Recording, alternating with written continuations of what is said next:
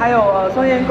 户数，其实我们在很多议题上面其实是非常相仿跟类似，然后也不断彼此支援。所以这1年来，其实这些声援团体的力量对我们来说也非常重要。那有一些媒体先生和小姐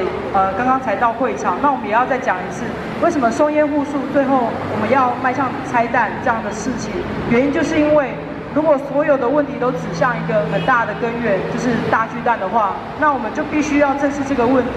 对，那这个议题它其实牵涉了环境、文资还有不当开发。台湾我们这礼拜我们其实在这个活动之前整理了全台湾超过30个全台不当开发还有文资争议的案子。那这些案子其实都在我们生活周遭。其实我们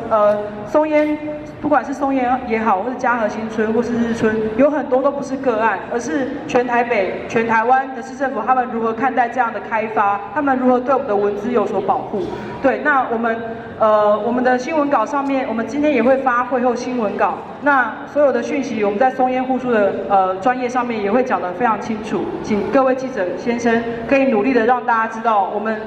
4月25号这个游行下午1点集合，希望所有人对环境如果有所想象，都不要放弃这个可以争取自己的这样的基本的居住权，还有我们生活空间的权利。好。